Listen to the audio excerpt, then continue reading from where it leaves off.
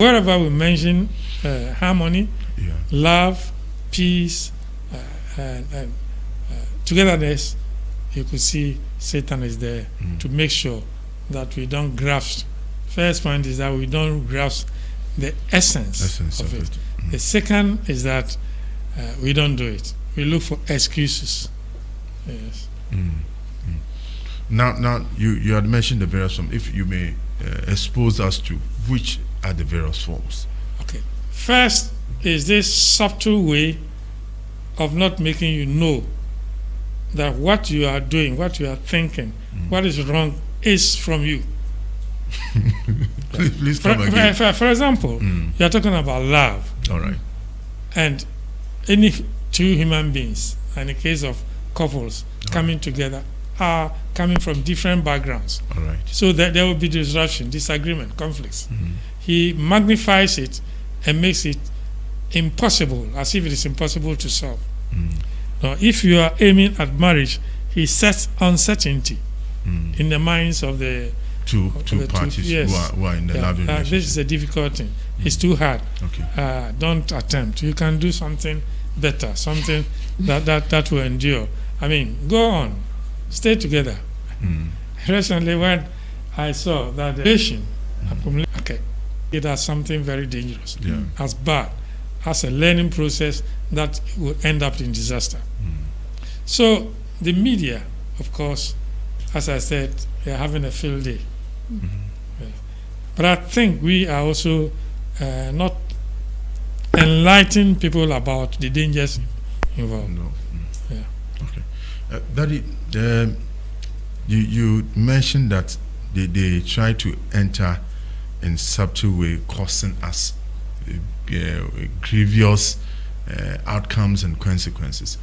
How does these, and first of all, before even I ask that, do we only have the spiritual attacks, or these spiritual attacks have a physical attack attached to it? Okay. You see, let me break it into threefold. One is the physical thing. Okay. Then the second is the psychological. All right. And the third one is the spiritual. All can combine diverse portions to work against individuals. But for now, the spiritual dimension is hidden. Now, if there are loving relationships and there are conflicts, they think that's individual inclinations. And this is a fact that we come from different backgrounds. And we think that, well, I am born and bred in Ashton. I think I have a tendency, a behavior. And I think that's okay. People should accept it. So there is this defense of what you have in the light of the relationship. So the individual thing is important. There are certain other people whose training in childhood was so disrupted that, for example, they don't have any self-confidence in themselves.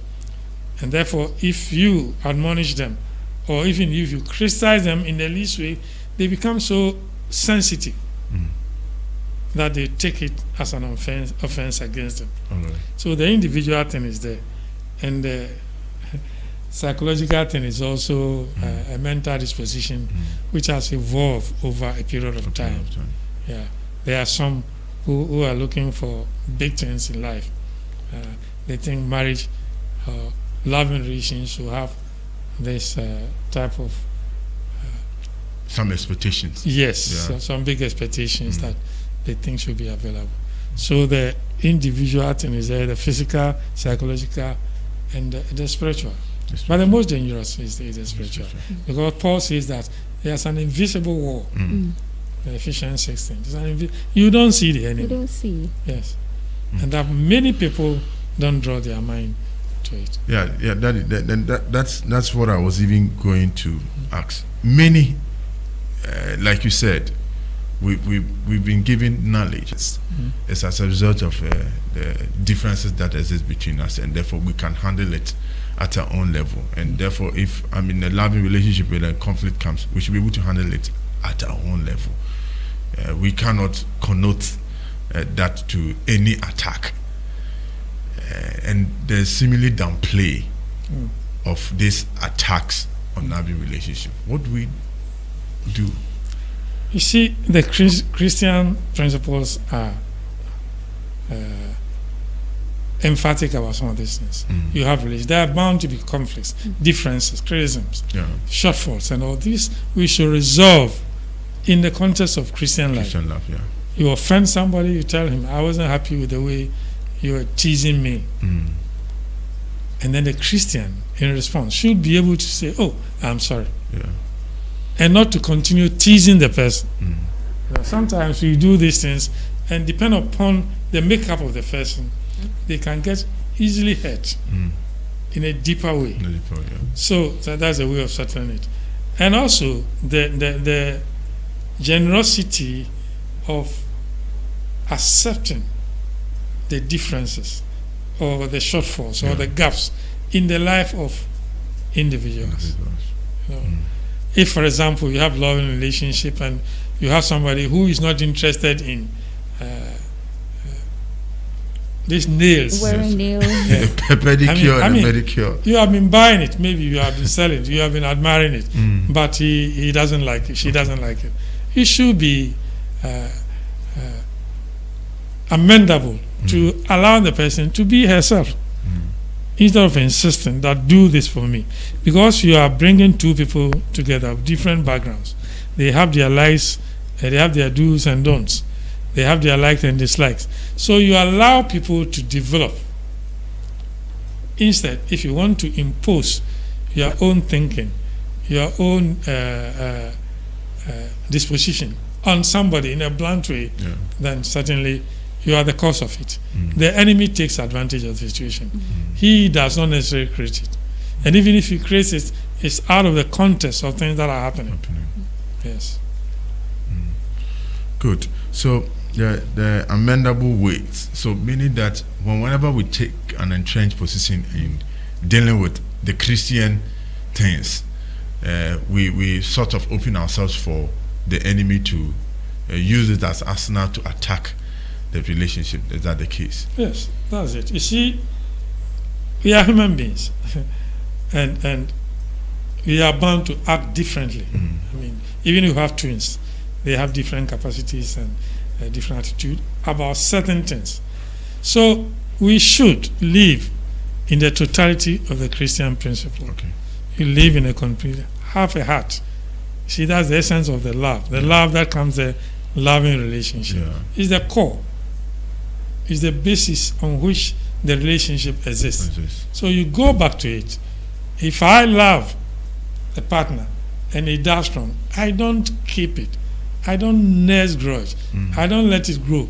I don't plan to hit her back to maximize the hurt far above what she did to me. I have to quickly tell the person and let it go. So that is a way of growth, of maturity, of greater love and understanding. So some of these little things that we don't do, we give room for entrenched positions. You see, this one seems always criticizing me. I can't take it anymore. From now on, I won't allow him. But that may not be criticism meant to hurt, but meant to improve. We can still make it better by the approach, the principles of leadership. You praise before you criticize.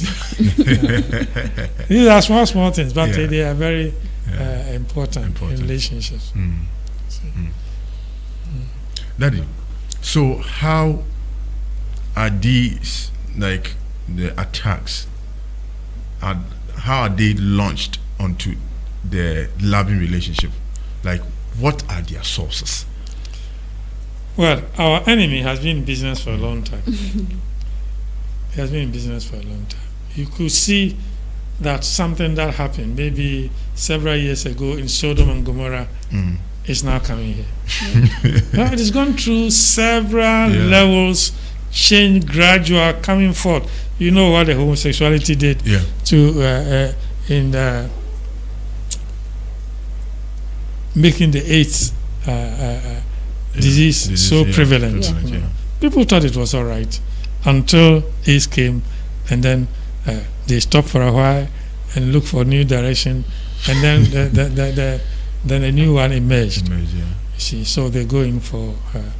So he watches us, and group of people in any vicinity also have their own weaknesses, and then he sees it and does it.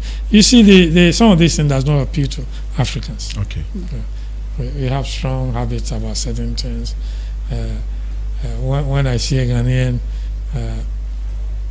commending homosexuality, for example, I think that he's not normal. Yes, and that's why in some African countries they like to beat them and chase them out and do all sort of things. It's non-African. And so depend upon how these creep in gradually. It's a gradual process. And one of the sources of this creeping in is the internet. Yeah. The internet. Because currently for us, the youth, we spend almost all our day using the internet. And some of these things, it's not as if you consciously make up your mind to listen or watch them. You are just maybe researching on a topic from Google, and you just see an advertisement flashing through it. And some of them are things you never expected to see. So that you see women with these nude pictures, you see advertisements of these drugs or medicines they think would enhance it, or people claiming to be what do we call them, these malams and all that, who have, they claim they have some powers to help in some of these things, in loving relationship and all these things. So for us now, the youth, is very difficult, and I should say, if you are not careful, you would easily be attacked. Yes, I agree with you entirely. You see, it's not only the internet, the radio, for example, the adverts. You see, the presenters are always joking and expanding the content of the paid-for adverts. See, they do a lot of work for the producers. And they are gradually saying a joke, but it's there always. This aphrodisia, for example, the way they exaggerate it. See, my son works in the pharmaceutical industry, and he tells me how often young people buy this aphrodisiac. Let it come to the shop. Very soon you see that it's gone. And young people, they don't need it. Actually, those of us who are old, rather who need it, but we don't go there. You see, so they'll be exchanging their quality of their strength for us. We are cautious, so who gain what they have and they don't value, and then exchange. But that's a fact. You see, the media, particularly, I'm worried about the presenters. Okay. See, every time they are joking, all their jokes center around sex. Come, you can stand on for if you don't go 1 hour, then you are not a man. You're not a man. So why would a young person not go for aphrodisia? Yeah, because he wants an show. A standing performance. He's thinking of Olympic medals. These are fantasies. Yeah. But if you read, you hear often, and the repeated lie, see, this is deception, but it's covered under very amusing conditions. You hear it several times, and then the curiosity edges on to experiment. And that's the beginning of the end. So you are really endangered species, honestly. It's a pity, but that's the reality. So you have to equip yourself about these things. We have much to do in this area. So you mentioned internet. Any other for us to be watchful about the various attack the sources? next one is the radio. Simple things. Radio. And of course music. And this live shows. See, some of these live shows depict a lot of sexuality that is misplaced. So we need to discern, we need to know, we need to be cautious of the signals. See, I told you about these days the extent of the tops. It is going down and down and down. let's be specific. The women, the tops we wear. I mean, now they think it's okay so long as you don't show the nips. You can go as far as you can. And even today, they call today the braless day. Yes, I heard it. I heard it. You see, this is a presenter this afternoon. One presenter is saying something that we would have considered nasty. Okay. Today is braless day. You see, they do it so with such alacrity that they are not getting any response. See, there's no the negative response to that. Yeah. So they have a free day. They keep on doing it, and it's not funny anymore. Yes, it's not funny anymore. So back to them, you were talking about music, and I'm particular about it because for us, the youth, we listen to music a lot, and most people are not selective. We feel like anything goes. So I want you to really delve into how music can give way or pave way for us, the enemy, to be able to attack of this relationship. You see, in the past, the musicians themselves were very careful. They were very, very selective of the words they use. Even in dancing, if you are in a dance environment and somebody is dancing, only very isolated cases you will see somebody dancing in a very unbecoming way. But now it is extending. Dance, the music itself, and then the environment are all contributing. So we need to exercise circumspection for our own viewing, for our own interests, and then also help other people to identify these danger signals. See, otherwise we'll pay for it in future. But you see, I am also astonished how close we are moving towards Sodom and Gomorrah. Sodom and Gomorrah is not just the act, but the consequence of that act. It's also important to us. See, and it's getting worse and worse and worse. So we need to discern. We need to raise the level of good music, Christian music, classical music, and other things, and also see that we don't patronize areas where these terrible things are done. The songs, particularly.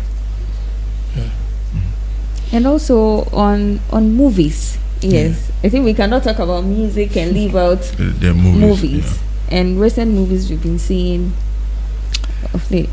Well, I was a movie goer when I was a young man. Yeah, but I don't watch movies on my television these days. All right. I don't. I would rather change it to different situation rather, because it's messy everywhere. See, gradually, even the normal the movies that we watch, you could see some of this homosexuality thing creeping in gradually. And they have master plan. It's the work of the enemy. He has his hierarchy, he has his plans, and he has observed our weaknesses. And therefore he's pushing it gradually. And if you don't take care, the word love may no longer be the love that we find in 1 Corinthians 13, but a different definition, totally different from what God wants us to do. Yeah, Daddy, so we have mentioned the media, the music, and the others. I know there are other more you want to highlight, but you have been in this ministry of healing and deliverance. What have been the experiences you've had with young adults who are in a loving relationship and the kind of attacks they've had? Well, you see, it's very, very pervasive, frequently happening. Some of them little things become big things. Okay. For example, let me take sexual abuses. Okay. It's of late that the papers are reporting some of these dangerous things that are happening in homes. Yeah. Yesterday, I listened to some of the people who went to Arab countries and they came back. The type of suffering that they are going. You see, these make indelible marks on the minds of young people, for people who are sexually abused. Sexual abuse is not something that you can wish away. But many people don't talk to anybody about it. It crops up from time to time. It crops up very often in our administration. And then they are able to express the humiliation, the harm, the trauma that they go through. Of course, there are healing processes in the whole thing. For example, this inner healing prayer, it's helped a great deal, but we are not using it. Many deliverance ministers don't use the inner healing. They deal with the demon, but the source is there, their heads. So I see it very frequently. Then there is also this people who feel unloved. You know, I last year I dealt with a lady who was always being beaten by the father.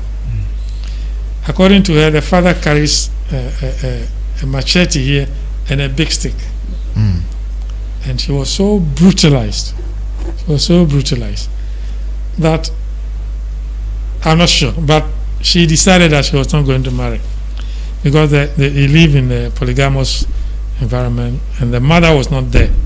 So the other wife and the father vent their spleen always on her as the object of their anger and so forth and so on. So she was not getting hearing. She was not willing to discuss easily with the peer group. But somebody who has to listen and can do something. You see, these are some of the things that we need to learn. We have to learn some of these important things about trauma, about hurt and woundedness, unforgiveness, and the need to live their Christian life even in the midst of persecution or in the midst of being harassed.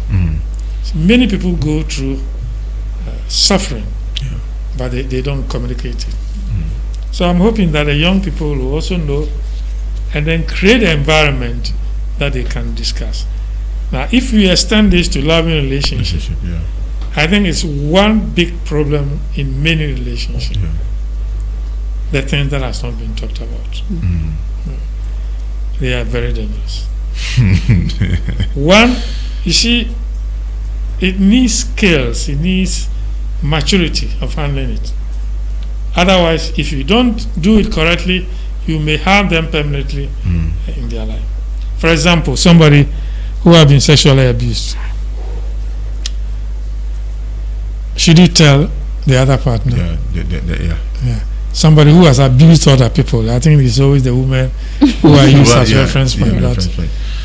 But the gentleman who had been abused other people before you met. Yes. You see, his side is not known. The other side always suffer criticism. And these are dangerous things. See, these days when I minister to a group and I talk about abortion, I also add the men. Because not only the fault of they are rather the big victims of the whole process of abortion is the woman. But the man who said, you say you are pregnant, take it to where you brought it, even though he's responsible. And she is a double jeopardy. One is the betrayer. Second one is the big danger of the process itself. And the third is, how are you going to live with this? So we need to have avenues where young people can talk to mature people and get healing. Talking about this is the beginning of the healing process. So it's one area that I hope the youth of today will rise up to the challenges of their times. Yeah, good. So we've talked about abuses, the unloved. Now, what are their impacts on their partner who is receiving love from them or who is giving love to this person? See, many don't easily accept love. They dread it. See, their description of love is that which happened to them when they stayed with maybe an auntie or an uncle or father's friend. He was the first to wake up and the last to. These are all traces of low estimation of themselves. They see themselves as people who don't matter. Yeah. And therefore they are even apprehensive when you profess love, which to them may be excessive. So what sort of person is this? He gave me money yesterday and today he's giving me money. What sort of thing is that? Yeah. You see, so there's a need to work out some of these peculiar cases and let them have grounds of good grounds for acceptance as normal human beings. I think the women greatly suffer from some of these things. You know, after the abuse, there was a peculiar case that I used sometime in my teaching. A lady was raped in an estate environment, and then when she went and told the mother grounded hot pepper and used it in the private. For being raped. Yes, she said, "Afrabon, so this is the attitude. The one who is wounded, who is humiliated, who has been robbed of enjoyment, sexual in future, in that environment, is now punished by the most cruel way. By who? The mother, who ought to be sympathetic, the one who has to fight on her behalf for justice. So she comes up. And if it is not dealt with in loving relations, they become afraid of the marriage itself and the consequence of normal sexual relations. Because the image they have is the image of rape. And in this particular case, what the rape mother did to her. So it happens. So this will influence her behavior. No doubt about that. Two ways. Either she does so reluctantly because it's a duty to be performed when they are eventually married. Or that she resists it inside and the body reacts to it. It reminds her of the trauma of being raped. And these are the areas where Satan is very happy to work within the context. Because a man can easily, yes, when I sleep with you, I don't see that you enjoy, you don't love me. So this is... It becomes an attack. But he doesn't know that this woman, my potential wife, is really suffering double fold. See? So these things do come up very frequently. Very, very frequently. But that it becomes so strange that two believers who are in the body of Christ, you look at a gentleman and a lady, which from afar you know that these are best fit. This marriage is promising. Yeah, these are best fit partners for future marriage, and it seems not to work. And always there are breakups. You get to another person, there's a breakup. You go to another gentleman, there's a breakup. Could that be these attacks? You see, it's the accumulation of these indignities that people go through. You know, many people, many a woman, a young lady will give into sex, not because she is eager to do it, but she sees the persistence of the male partner. The male partner, for all we know, may be pressured by the friends. Oh, have you gone there to see what is there? So, in a way of teasing you to action, bad action. And the woman, the female, may consequently agree to do it, not because she's eager, but because she thinks that maybe the male partner is insistent too frequently. And reluctantly she gets that into it. See, so this is one source where people get into the wrong activity, not because they like to do it, but because they think that if they don't need it, the other partner will be hurt. And some openly say that if you don't give it to me, then I'll go. That's the end of the relationship. Yes, it's the end of the relationship. And we hear it very, very often. We have it very, very often. And if a lady goes into this act without the full consciousness, without a desire then the result is always below standards. Below standard, yeah. Yes. So it happens very, very often. And you remind me of a very important thing. The past activities of the two people is always important. Yeah. Somebody has been promiscuous in the past. The other partner is what people would call a greenhorn, and he wants to unleash all these notorious experiences in a relationship.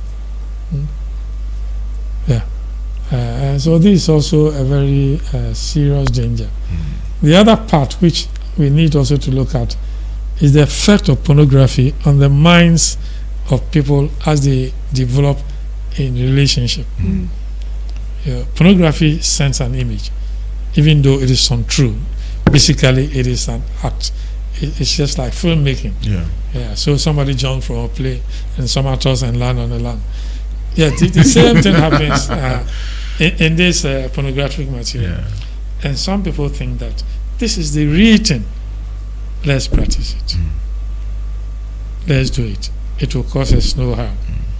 So some of these things accumulate, and it make the ultimate end of relationship, marriage and family life obscure, crowded by certain unrealistic things which they have come to know through images, reading, or even in music.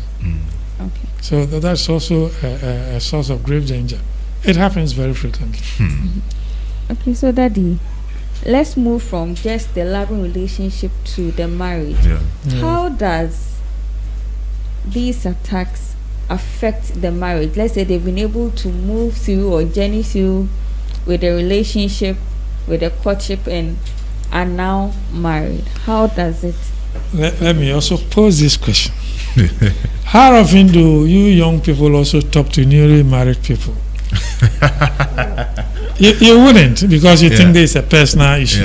But you would have learned a lot from the initial impact of marriage on very young people.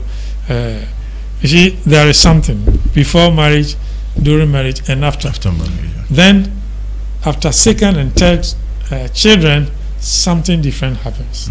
For me, it's one of the key things that is happening that is very disturbing. A lot of bad things happen after second and the third children, where the man no longer has that privacy, freedom to do whatever he was doing when they were having loving relations. Now the children are there; they are always there. And not giving you the privacy and the ability also to even sit down and relax. So a lot of wrong things happen. And talking about marriage, it's important that maybe some of it's a very sensitive thing, because once you talk about it, the impression is that you are talking in reality about your own particular thing. Why should you come and tell people about wrong things happening in your family? But the second and the third children, after that, it's a lot of challenges that come up. Yes.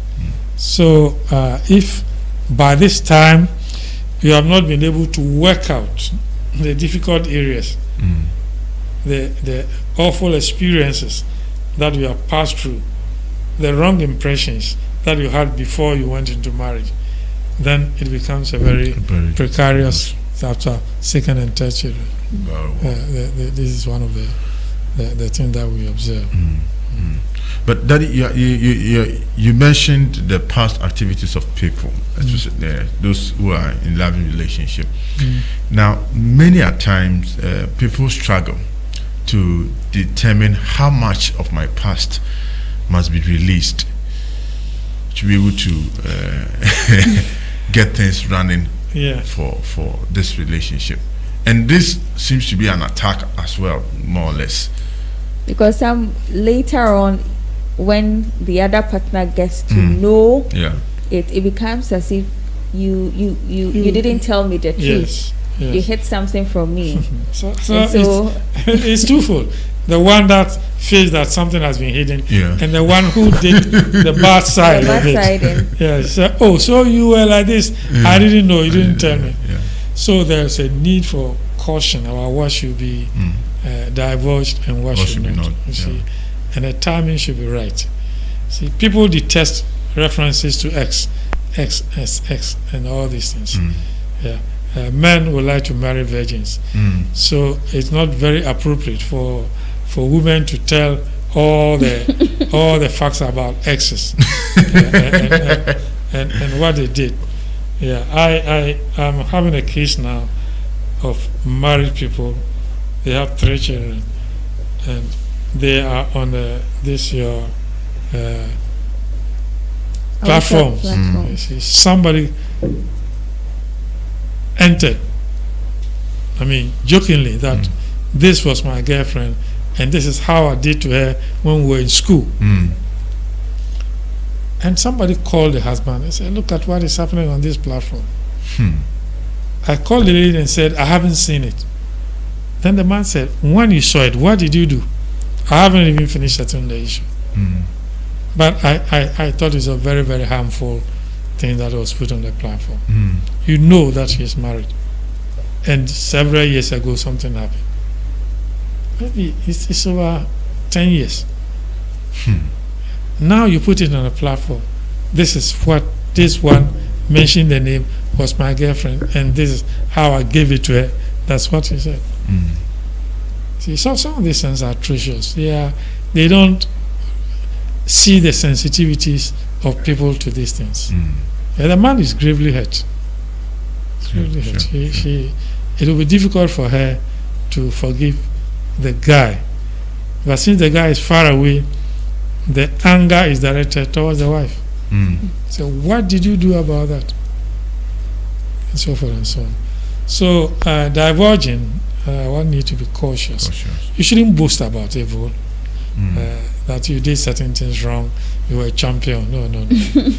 See, it has a very negative impact, and we need to avoid that circumstance of telling people about the past, too much of the past. You need to guide it. Yes. But it's still in that area of divulging the past. What about if this past? You are sharing about the incidents of one lady having sexual affairs with the ex, and the ex seems to be better than the current one, and one would think that it's better I disclose so that he step up his game in this in this game. So what was the advice to this person or this gentleman or woman? Because I know A used to offer this. If you can also upgrade to meet the standard of A. It's a very, very tricky area. I didn't get any teaching in these areas, and so experimentation and other external factors that influence me. But there must be a way of teaching people to up their game. You see. We don't do that. We don't do that. But in the traditional setup, is the old ladies or the aunties who did this to the one to be married. They actually teach you how the hygiene and the sexual act itself. See, they teach you. But there's a gap that is wrongly filled these days by people who exaggerate, people who haven't experienced, and they talk about things that when you hear, so I went 4 rounds, and then you see that it's far off the mark. Meanwhile, they don't even go through that. You see. so they exaggerate and make you feel bad. Make you feel bad. These are all serious attacks on our relationships. Yes, honestly. There must be a way out. People should we should have devices that teach people some of these things. Like in the olden days, somebody will teach you. Will teach you exactly what you should do. And they don't joke with it. So, Daddy, I think you've already started our concluding question for us. How do we overcome these attacks? Knowledge is power, first and foremost. Knowledge is power. You should know this truth, exaggeration, and fantasy. See, you should draw the distinction between them. And secondly, you should be determined, committed to making a life out of something that you think is valuable. And thirdly, the Christian community should also help people to acquire the right knowledge at the right time.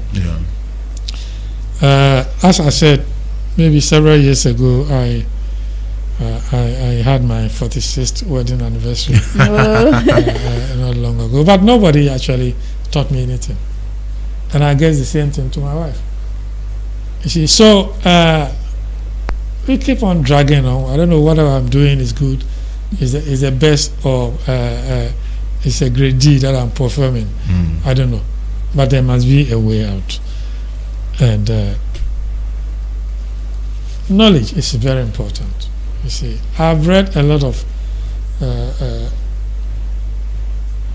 Christian literature on sexuality. I like one. There was one writer, I've just forgotten the name.